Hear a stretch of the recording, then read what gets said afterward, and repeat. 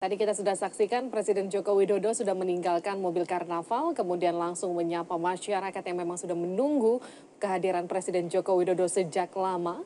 Sekarang nampaknya sesaat lagi kita akan menyaksikan bagaimana Presiden sudah mulai mendekati alun-alun Kapuas, tempat di mana nantinya Presiden juga akan melepas para peserta karnaval darat. Dari Rumah Radak menuju ke alun-alun Kapuas jaraknya sekitar 5 kilometer. Pak Radar, kalau kita lihat ini nampaknya mobil karnaval sudah mulai berjalan satu persatu walaupun kita masih belum bisa melihat secara dekat. Itu dari provinsi mana saja? Ya. Bentuknya juga nggak jelas. Tapi kita lagi-lagi disuguhkan gambaran bagaimana masyarakat begitu antusiasnya. Ini dia satu persatu sudah mulai tampak di layar kaca Anda.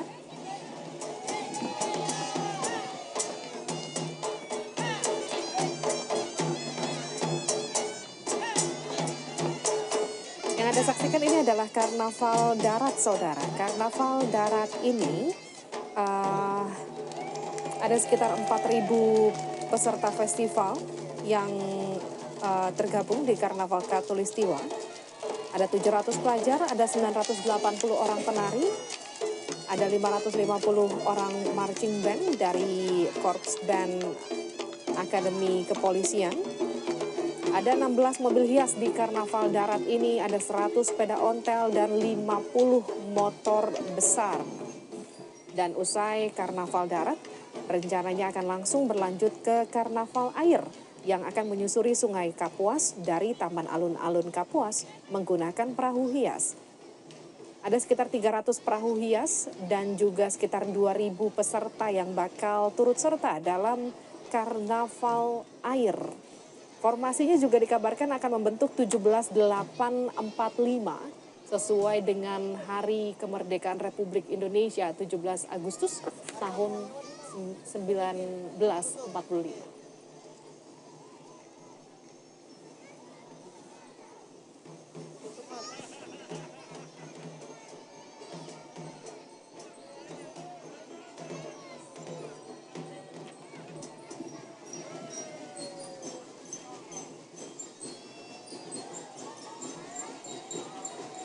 Saudara, serba-serbi Kota Pontianak sebagai salah satu atau tempat di mana puncak acara nanti akan berlangsung di Sungai Kapuas. Ini memiliki panjang 1.143 km, membentang sepanjang 610 km dan tercatat sebagai sungai terpanjang di Indonesia. Dan memang memiliki sekitar 700 jenis ikan dan potensi perikanan air tawarnya di Sungai Kapuas ada sekitar 2 juta ton per tahun. Dan dalam festival air ini nantinya akan diapit oleh KRI yang berada di ujung-ujung garis start dan juga garis finish di festival Katulistiwa di Karnaval Air nantinya. Kita kembali saksikan Pak Radar. Pak Jokowi nampaknya sudah mulai mendekati alun-alun Kapuas, tapi sekali lagi kita katakan tadi seperti yang kita bahas, nampaknya akan kesulitan atau menjadi tantangan tersendiri bagi Pas Pampres karena Pak Jokowi berkali-kali langsung bersalaman dengan rakyatnya tanpa batas. Lihat wajah Jokowi. Sumringah sekali ya. Dia kalau sudah berada di tengah masyarakat tuh dia merasa berada dalam dunianya, merasa jiwanya itu seperti tersentuh gitu. Dia merasa bahagia sekali kalau berada di tengah masyarakat. Itu membuat dia tidak hanya secara fisikal tapi juga secara emosional itu terasa dekat. Rakyat bisa merasakan itu. Terkesan lepas begitu ya Pak. Kita bahkan melihat Ibu Iriana nampaknya masih berada di susah mobil ngikutin dia itu sebelumnya. Semua susah begitu, langkah dia panjang kan, susah gitu. Nah itu paling nggak dia ingin membuktikan juga atau memberikan simbol bahwa apa yang dia lakukan dalam pembangunan itu semua memang ditujukan pada kepentingan rakyat yang di bawah itu. Bukan menengah atau atas sebagaimana yang kita bayangkan. Program pembangunan selama ini mau berkonsentrasi pada kekuatan-kekuatan ekonomi besar lah. Nah, dia ingin pembangunan kita sekarang itu benar-benar berkonsentrasi pada kesejahteraan rakyat. Tapi apakah ini yang memang sebetulnya menjadi pesan bagi Presiden Joko Widodo untuk para jajarannya di kabinet untuk mengikuti langkah dari Presiden untuk langsung membaur kepada rakyat? Kalau soal style sih nggak penting ya. Style nggak penting, ikut belusukan, senyum-senyum dengan rakyat, sampai salaman sampai kaki tangannya luka-luka gitu kan. Dulu kan Jokowi kan luka-luka tuh. Masuk tangannya luka-luka tangan kanan kiri itu. Nggak perlu sampai segitu. Yang penting dia punya dedikasi, punya visi, dan punya keteguhan sikap bahwa apa yang dilakukan oleh seluruh pejabat pemerintahan, seluruh kebijakan dan programnya itu berorientasi pada peningkatan kesejahteraan rakyat di bawah, itu aja. Itu akan dibuktikan pada programnya dan pada outputnya. Ini kita lihat nampaknya kedatangan Presiden langsung disambut oleh tarian-tarian di sana. Ya, dan rileks sikapnya, tidak bergaya pejabat yang bagaimana menampilkan dirinya seperti penuh wibawa, penuh apa, santai berbicara dengan siapa. Dan begitu menyatu dengan masyarakat yang memang sudah tumpah ruah di lokasi acara ya Pak. Dia emang pada dasarnya wong cilik juga kan. Dia bukan elit. Jadi dia merasa di rumahnya sendiri, merasa di tengah keluarganya sendiri.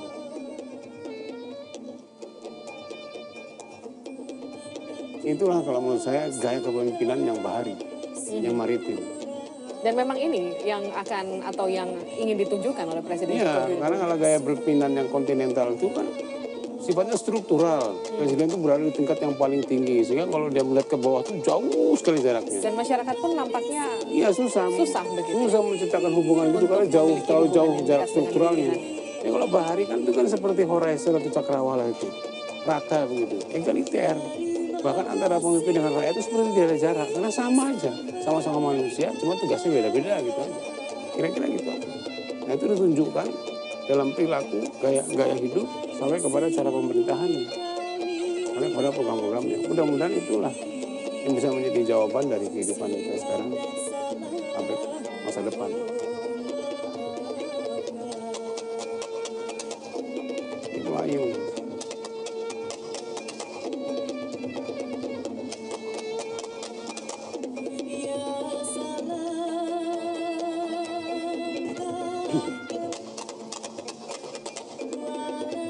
Pontianak adat Melayu kan terbesar ini komunitasnya kan. Makanya mungkin diberi ruang untuk juga mengekspresikan keseniannya. Tapi yang paling pokok adalah bentuk-bentuk atau simbol-simbol kultural dari suku Dayak. Walaupun dari segi populasi suku Dayak itu paling kecil di antara suku-suku bangsa, di daerahnya sendiri itu paling kecil. Tapi itulah cara Jokowi memberikan apresiasi dan penghargaan kepada adat setempat untuk lebih ditempatkan di depan, dihargai dan dihormati oleh para pendatang, supaya mereka menjadi lebur. Dan ini nampaknya sesaat lagi kita akan saksikan Presiden Joko Widodo akan melepas konvoi perahu hias dan informasinya akan ada meriam karbit yang akan didentungkan dari Anjungan di depan Masjid Sultan Abdurrahman. Ini masjid bersejarah yang dibangun tahun 71. Informasinya ada sekitar 70 ledakan meriam karbit sebagai penanda dimulainya karnaval.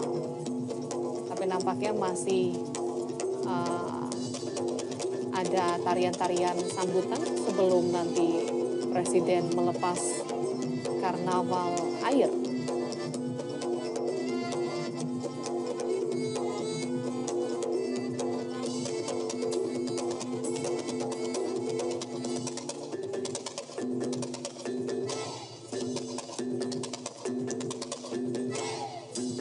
Tadi di Karnaval Darat, ini ada juga sekitar 16 mobil hias, 100 sepeda ontel, dan 50 motor besar yang berjalan bersama dengan Presiden Joko Widodo sebelumnya dari Rumah Radak menuju ke alun-alun Kapuas, tempat Presiden Joko Widodo berada saat ini, jaraknya sekitar 5 kilometer.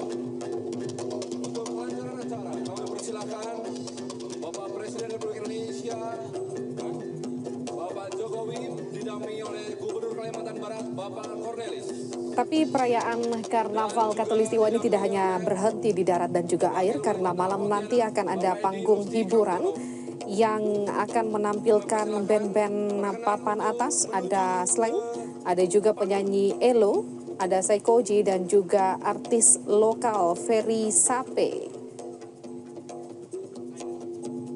Dan telah bergabung bersama kita.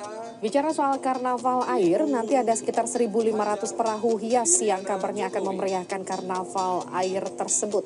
Ini akan menyusuri Sungai Kapuas Besar dan juga Sungai Kapuas Kecil. Para penari kita telah memberi jalan, kami persilakan. Karnaval Khatulistiwa di Pontianak ini jadi puncak dari serangkaian kegiatan peringatan kemerdekaan Indonesia. Dan acara ini diinisiasi oleh pemerintah pusat yang bekerja sama dengan pemerintah daerah, Badan Usaha Milik Negara atau BUMN, dan juga G70, yaitu Panitia Nasional Gerakan Ayo Kerja 70 Tahun Indonesia Merdeka. Untuk Presiden Republik Indonesia, Bapak Jokowi Widodo yang juga didampingi oleh Ibu Haja Iriana Jokowi.